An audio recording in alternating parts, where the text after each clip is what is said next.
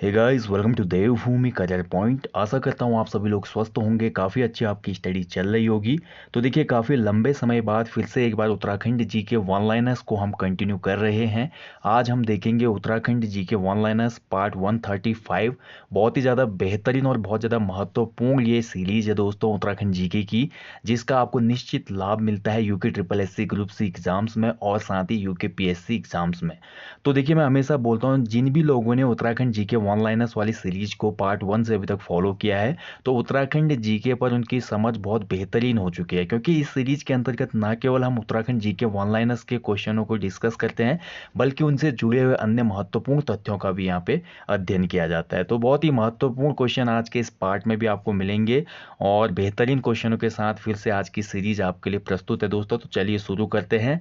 तो देखेंगे इसमें हमारा पहला क्वेश्चन, बहुत ही महत्वपूर्ण सीरीज है। तो पहला क्वेश्चन आपके सामने देखिए, कुमाऊं जंगल जांच समिति कब गठित हुई थी? ठीक है, तो बहुत महत्वपूर्ण है। देखिए, कुमाऊं जंगल जांच समिति, इसको दोस्तों हम जानते हैं। देखिए, कुमाऊं जंगल जांच समिति, ठीक है, तो इसको कुछ जास भी कहा जाता है। कभी आपका शॉर्ट में भी आ सकता है क्वेश्चन कि कुछ जास की स्थापना कब हुई थी। कुछ जास, तो कुछ जास, वहां पे घबराना नहीं है, आपको याद आना चाहिए कि कुछ जास का मतलब है कुमाऊं जंगल जांच समिति, और ये गठित हुई थी 1959 में, 1959। ठीक है, कब हुई थी?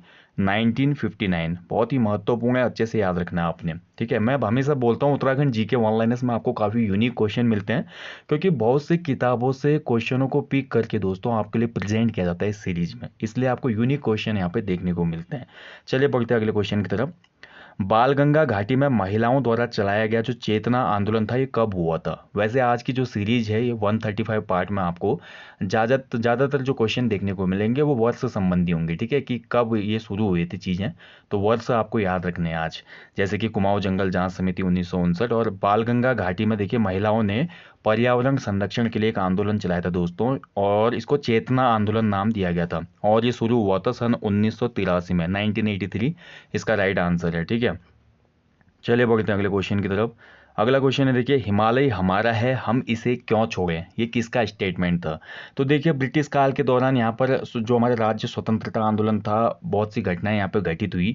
तो इसी बीच हमारे जब भारत छोड़ो आंदोलन चला था दोस्तों, तो भारत छोड़ो आंदोलन के दौरान ही हमारा ये स्टेटमेंट दिया था शांतिलाल त्रिवेदी जी ने, कि हिमालय जो है, क्योंकि ब्रिटिशर्स बोलते हैं कि आपको छोड़ देना चाहिए उत्तराखंड, जो भी यहाँ पे राजद्रोह वगैरह कर रहे हैं, तो उसी टाइम पे ये हमारा स्टेटमेंट निकला था शांतिलाल त्रिवेदी जी का, हिमालय हमारा है, हम इसे क्यों छोड़ें। ठीक है, और शांतिलाल त्रिवेदी जी आप जानते ही हैं, ये गांधी जी को फॉलो करते थे, और इन्होंने चनौदा में गांधी आश्रम की भी स्थापना की थी। तो बहुत महत्वपूर्ण नाम है शांतिलाल त्रिवेदी जी। चलिए बढ़ेंगे अगले क्वेश्चन की तरफ। अगला क्वेश्चन है, देखिए, उत्तर भारत की प्रथम नगर पालिका कौन सी थी? देखिए, ये अभी लास्ट एक टॉपिक दिया था मैंने आपको 1-2 दिन पहले, वहाँ पे भी डिस्कस किया था हमने उत्तराखंड में नगर पालिकाओं का इतिहास। तो उसमें मैंने आपको बताया था सभी नगर पालिकाओं का गठन का वर्ष, और जितने भी हमारे नगर निगम हैं वो ऑफिशियल किस वर्ष बनाए गए थे। तो देखिए, भारत में जो सबसे पहले, उत्तर भारत की मैं बात करता हूँ, सबसे पहले जो नगर पालिका बनी थी वो नैनीताल नगर पालिका बनी थी। ठीक है, 3 अक्टूबर 1850। बहुत ही महत्वपूर्ण है। बहुत से कैंडिडेट इसमें कंफ्यूज जाते हैं, उनको लगता है कि क्योंकि ब्रिटिशर्स ने देखिए डेवलप किया था हमारे पहाड़ी राज्यों को, जिसमें हिमाचल का नाम भी आता है, तो हिमाचल में एक जो हमारी हिमाचल की कैपिटल है शिमला का नाम भी प्रमुखता से आता है, क्योंकि हिमाचल के भी बहुत से प्लेसेस थे। शिमला था दोस्तों, कसौल था, इसके साथ साथ हमारा मैक्लोडगंज था, ठीक है, डलहौजी था। इनका भी बहुत ज़्यादा विकास किया था ब्रिटिशर्स ने, तो ऐसा लगता है कि पहले यहाँ पे हैं, लेकिन नहीं। उत्तर भारत की अगर हम पहली नगर पालिका की बात करते हैं तो ये थी नैनीताल 1850 में। शिमला की अगर बात करते तो शिमला को 1851 में नगर पालिका का दर्जा मिला था, दिसंबर 1851 में। ठीक है, तो कभी भी क्वेश्चन बनता है उत्तराखंड की पहली नगर पालिका कौन सी थी ऑफिशियली, औपचारिक रूप से, तो नैनीताल। उत्तर भारत की पहली नगर पालिका कौन सी थी? तो नैनीताल। ठीक है, याद रखिएगा। अगला देखिए, पटवारी को पुलिस शक्तियां किस वर्ष प्रदान की गई थी? तो पटवारी जो पद है दोस्तों, आप सभी को पता है, उत्तराखंड में पटवारी पद का सृजन किया था हमारा किसने? विलियम ट्रेल ने। 1817 में इस पद का सृजन हो चुका था पटवारी, लेकिन उसमें पटवारी की जो शक्तियां थी वो केवल भू राजस्व तक ही थी। उसका काम केवल भू राजस्व संबंधी कार्यों को करना होता था। लेकिन बाद में जब हेनरी रैमजे कुमाऊं कमिश्नर होता है, तो हेनरी रैमजे ने देखा कि उत्तराखंड की जनता बहुत सीधी सादी है, और यहाँ पे जो क्राइम रेट था बहुत कम था। इसको देखते हुए हेनरी रैमजे ने बोला 1874 में, क्यों ना आप जो हमारी राजस्व जो पटवारी हैं, राजस्व पटवारी, इनको राजस्व पुलिस का भी दर्जा दिया जाए। तो राजस्व पुलिस व्यवस्था आज भी उत्तराखंड में चली आ रही है। पटवारी का जो काम होता है वो हमारा राजस्व के साथ साथ जो पुलिस मामले हैं उनको देखना भी होता है, ठीक है। लगभग 60% भाग पे उत्तराखंड के आज भी पटवारी व्यवस्था लागू है दोस्तों। तो क्वेश्चन बनेगा, देखिए पुलिस शक्तियां कब मिली पटवारी को, या राजस्व पुलिस का पद कब से सृजन हुआ, तो 1874 आंसर हुआ। केवल पटवारी पद का सृजन कब से हुआ क्वेश्चन बनता है, तो फिर आपका आंसर 1817, 1817, 1817 विलियम ट्रेल के टाइम से, ठीक है। देखिए जैसे ही राजस्व पुलिस का दर्जा मिलता है पटवारी को 1874 में, इसके बाद ब्रिटिश काल में पहला हमारा राजस्व पुलिस एक्ट संशोधन भी होता है 1916 में। कभी क्वेश्चन बन सकता है एग्जाम्स में कि पहली बार जो राजस्व पुलिस हमारा संशोधन था वो कब हुआ था, ठीक है। तो 1916 में संशोधन हुआ था। चलिए बढ़ते हैं अगले क्वेश्चन की तरफ। अब देखिए अभी की बात करें वर्तमान समय की, तो राज्य में नया पुलिस जो राज्य पुलिस एक्ट है कब प्रभावी हुआ था, ठीक है। तो राज्य में नया जो राजस्व पुलिस एक्ट है दोस्तों ये प्रभावी हुआ था 2011 में। 2011 में प्रभावी हुआ था, ये भी ध्यान रखना भाई, महत्वपूर्ण पॉइंट है भी। चलिए, सिंचाई अनुसंधान संस्थान रुड़की की स्थापना कब की गई थी, बहुत ही महत्वपूर्ण है दोस्तों। तो सबसे पहले ब्रिटिश काल में ही सिंचाई अनुसंधान जो संस्थान था दोस्तों, संगठन के रूप में पहले ये स्थापित हुआ था 1928 में, और इसको केंद्रीय संस्थान का दर्जा मिलता है 1949 में। ये महत्वपूर्ण है। तो ये पूछा भी गया था शायद लास्ट किसी एग्जाम में कि सिंचाई अनुसंधान संस्थान ये उत्तराखंड राज्य में कहाँ स्थित है, तो इसकी लोकेशन है रुड़की में, ठीक है। महत्वपूर्ण है, याद रखिएगा। अगला क्वेश्चन है, देखिए राज्य शैक्षिक पुरस्कार योजना कब शुरू हुई थी, ये भी अच्छा क्वेश्चन है, कई बार बनता है। तो राज्य शैक्षिक शिक्षकों को प्रोत्साहित करने के लिए, जो भी शिक्षक अपने फील्ड में विशिष्ट कार्य कर रहे हैं, कोई जन सेवा का काम कर रहे हैं या कुछ अन्य उपलब्धियां प्राप्त कर रहे हैं, तो उनको सम्मानित करने के लिए राज्य शैक्षिक पुरस्कार की शुरुआत की गई थी 2009 में। इसको शैलेश मुटियानी पुरस्कार भी कहा जाता है, ठीक है। शैलेश मटियानी राज्य शैक्षिक पुरस्कार भी इसको कहा जाता है, शैलेश मटियानी जी के नाम पे दिया जाता है ये। अगला देखिए पर्वतीय विकास निगम की स्थापना कब हुई थी, बहुत ही महत्वपूर्ण है दोस्तों। देखिए पर्वतीय राज्य परिषद, पर्वतीय विकास परिषद, पर्वतीय विकास निगम, ये तीनों अलग अलग यहाँ पे संगठन थे, एक हिसाब से तीनों अलग अलग इकाइयाँ थी, इसमें बड़ा कन्फ्यूजन रहता है। सबसे पहले हम आते हैं दोस्तों पर्वतीय राज्य परिषद, ठीक है। तो पर्वतीय जो राज्य परिषद था दोस्तों, पर्वतीय राज्य परिषद की स्थापना होती है 1967 में, ठीक है, महत्वपूर्ण है। इसके बाद हम बात करते हैं दोस्तों पर्वतीय विकास परिषद की। तो पर्वतीय विकास परिषद तत्कालीन उत्तर प्रदेश गवर्नमेंट के द्वारा बनाया जाता है। पर्वतीय विकास परिषद स्थापित होता है 1969 में। और यहीं बात करें पर्वतीय विकास निगम, तो ये स्थापित होता है मई 1971 में। तीनों अलग अलग हैं, याद रखेंगे, ठीक है। कुमाऊं मंडल विकास निगम और गढ़वाल मंडल विकास निगम ये स्थापित होता है 1976 में। इसके बाद देखिए एक पुस्तक का नाम दिया गया पृथक पर्वतीय राज्य। तो पृथक पर्वतीय राज्य ये तो भी बहुत सी किताबें निकली दोस्तों, इस पर भी एक वीडियो दिया जाएगा आपको सेपरेट, जिसमें हमारी देखिए उत्तराखंड प्रदेश क्यों भगत सिंह कोश्यारी ने लिखी थी। पृथक पर्वतीय राज्य नामक जो पुस्तक लिखी ये हमारे इंद्रमणि बडोनी जी ने लिखी, ठीक है। ये भी आपने याद रखना, इंद्रमणि बडोनी जी को उत्तराखंड का गांधी कहा जाता है। अगला देखिए बाटा घाटा कांड कब घटित हुआ था, महत्वपूर्ण क्वेश्चन है। तो देखिए राज्य आंदोलन के समय के ही ये सभी घटनाएं हैं दोस्तों हमारे, जिसमें खटीमा कांड हो गया, मसूरी कांड हो गया, बाटा घाटा कांड हो गया, रामपुर तिराहा कांड हो गया। तो जैसे ही देखिए हमारा पहला 1994 में जो सबसे पहली घटना खटीमा में घटती है दोस्तों, उसके बाद मसूरी को होता है 2 सितंबर 1994। तो मसूरी जो घटना होती है इसमें गोली चला दी जाती है जनता पे। तो यहाँ पर जो भी लोग शहीद हुए रहते हैं, उन मसूरी में शहीद हुए जो भी राज्य आंदोलनकारी थे उनको श्रद्धांजलि देने के लिए लोग आ रहे होते हैं मसूरी की तरफ, लेकिन पुलिस के द्वारा उनको जबरदस्ती रोक लिया जाता है पहले ही रास्ते में। और इसी कांड को बाटा घाटा कांड कहा जाता है, और ये घटित हुआ था 15 सितंबर 1994 को, ठीक है, 15 सितंबर 1994। चलिए बढ़ते हैं अगले क्वेश्चन की तरफ। ट्रांस हिमालयी क्षेत्र का निर्माण किस प्रकार की चट्टानों से हुआ है, किस प्रकार की सैलों से हुआ है। तो ट्रांस हिमालयी क्षेत्र या टिबियान क्षेत्र जिसको कहा जाता है, इसका निर्माण हुआ है अवसादी सैलों से, ठीक है। महत्वपूर्ण क्वेश्चन है, याद रखेंगे, अवसादी सैलों से इनका निर्माण हुआ है दोस्तों, ठीक है। वृष्टि छाया प्रदेश से भी कई बार क्वेश्चन बनता है हमारा, वृष्टि छाया प्रदेश। तो हमारा उत्तराखंड की जो भूगोल वाला वीडियोज़ है वहाँ पे आपको बताया गया है वृष्टि छाया प्रदेश क्या होते हैं, ठीक है। ये सभी बातें हमने पहले डिस्कस की हुई है। चलिए बढ़ते हैं अगले क्वेश्चन की तरफ। अगला क्वेश्चन है देखिए जौनसारी व हिमाचली बोली को किस पहाड़ी में रखा जाता है। अच्छा क्वेश्चन है, देखिए यहाँ से लास्ट टाइम क्वेश्चन भी बना था, जौनसारी बोली किस उपवर्ग में आती है। तो जौनसारी और हिमाचली को रखते हैं पश्चिमी पहाड़ी में, देखिए पहाड़ी को 3 वर्गों में विभाजित किया जॉर्ज गेरसन ने। सबसे पहले हम बात करते हैं पूर्वी पहाड़ी। तो पूर्वी पहाड़ी के अंतर्गत हमारी नेपाली और खसकुरा भाषा आती है, ठीक है, नेपाली भाषा।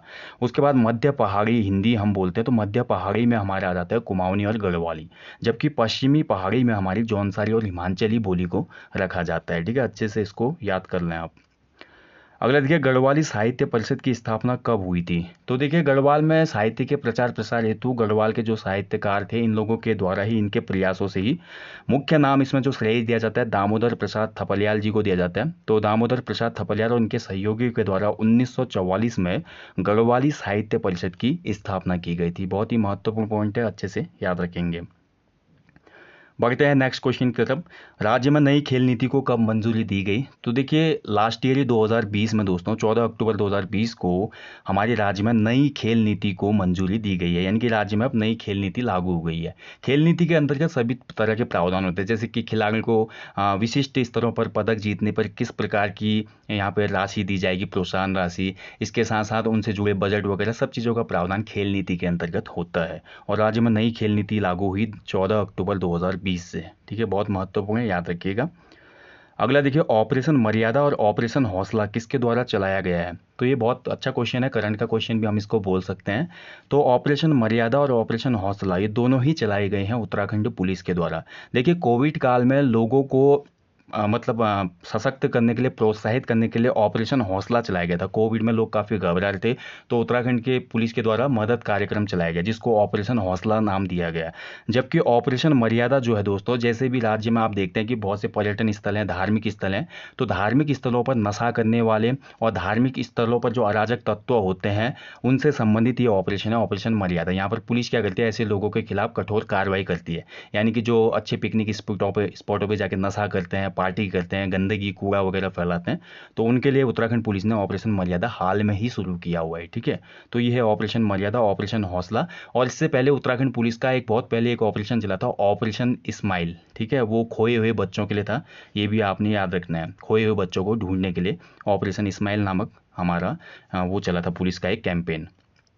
अगला देखिए पटवारी, घराट व चाय, इनसाइड उत्तराखंड टुडे, इन रचनाओं के लेखक कौन है। तो पटवारी, घराट व चाय, इनसाइड उत्तराखंड टुडे, इन सभी रचनाओं के लेखक हैं हमारे पूर्व आईएएस डॉक्टर आर.एस. टोलिया, ठीक है।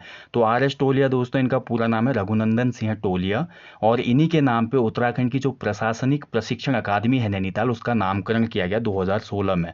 ये भी महत्वपूर्ण पॉइंट है, इसको आप नोट कर लें। एटीआई जो नैनीताल में है ना, हमारी एटीआई नैनीताल, तो उसका नाम अब आर.एस. टोलिया एटीआई है, ठीक है, ध्यान रखेंगे। डॉक्टर रघुनंदन सिंह टोलिया प्रशासनिक प्रशिक्षण अकादमी नैनीताल, ये भी याद रखना है।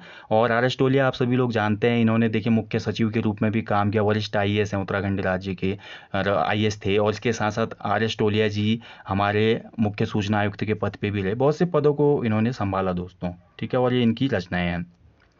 अगला देखिए बुग्याल व ग्लेशियर लेडी के नाम से प्रसिद्ध व्यक्तित्व कौन है। तो बुग्याल लेडी व ग्लेशियर लेडी ये बोला जाता है रूपा देवी को। महत्वपूर्ण नाम है, अच्छे से आपको याद रखना है, ठीक है। रूपा देवी चमोली से बिलोंग करते हैं। जो बुग्याल है उनके संरक्षण में, ग्लेशियरों के संरक्षण में लोगों को ये बहुत ज़्यादा जागरूक करती हैं, इसीलिए इनको ये टाइटल दिए गए हैं। रूपा देवी कहाँ से संबंधित है, चमोली से। उत्तराखंड में देखिए ऐसे बहुत से नाम हैं जिनको अलग अलग टाइटल दिए गए हैं, जैसे कि मशरूम गर्ल बोला जाता है उत्तराखंड में, तो मशरूम गर्ल के नाम से फेमस हमारी दिव्या रावत, ठीक है। तो मशरूम की खेती में इन्होंने बहुत ज़्यादा यहाँ पे लोगों को प्रोत्साहित किया है, बहुत ज़्यादा जागरूकता फैलाई कि कैसे हम ज़्यादा प्रोडक्शन करके अच्छा खासा मुनाफा कमा सकते हैं, इसलिए इनको मशरूम लेडी भी कहा जाता है, ठीक है। ऐसे ही एप्पल लेडी, उत्तराखंड में बहुत से लेडीज़ हमारे बनते हैं जो अलग अलग क्षेत्रों में, जैसे जंगली मैन है उत्तराखंड में, जगत सिंह चौधरी जी, इन्होंने मिस्र जंगल खेती मॉडल दिया है। तो इन सभी को आपने याद रखना चाहिए क्योंकि एग्जाम में क्वेश्चन इनसे बनता है।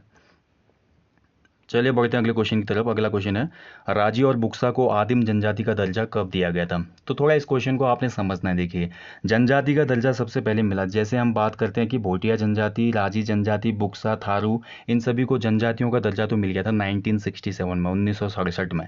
लेकिन यहाँ पर क्वेश्चन में ये पूछा जा रहा है कि राजी और बुक्सा को आदिम जनजाति, या आदिम का मतलब होता है कि आज भी जितने भी हमारे संसाधन हैं जो हम जी रहे हैं समाज में, उनसे दूर रहकर जंगलों में निवास करते हैं और उसी स्तर पर जी रही है जो जनजाति, उसको आदिम जनजाति कहा जाता है। और राजी और बुक्सा को आदिम जनजाति का दर्जा मिला 1981 में। उत्तराखंड की समस्त जनजातियों को जनजाति का दर्जा कब मिला? 1967 में। लेकिन आदिम जनजाति का दर्जा मिला कब? राजी और बुक्सा को। मात्र 2 जनजाति जिनको आदिम का दर्जा है, ठीक है, बुक्सा और राजी, 1981 में, याद रखिएगा इसको भी। अगली हमारी पुस्तक है, देखिए, गढ़वाल का जनजीवन किसकी पुस्तक है, किसकी रचना है? तो शिव प्रसाद नैथानी जी ने लिखा है गढ़वाल का जनजीवन। और उत्तराखंड के वीर भड़, ये रचना है दोस्तों डॉक्टर रणवीर सिंह चौहान, ठीक है। भड़ मतलब योद्धा, वीरता का पुरुष। उत्तराखंड में वीर पुरुषों के लिए भड़ शब्द यूज किया जाता है, जैसे कि भड़े भंडारी माधो सिंह भंडारी बोलते हैं ना, भड़े भंडारी माधो सिंह। तो माधो सिंह एक महान वीर थे, अपने महपति शाह के टाइम पीरियड पे सेनापति थे।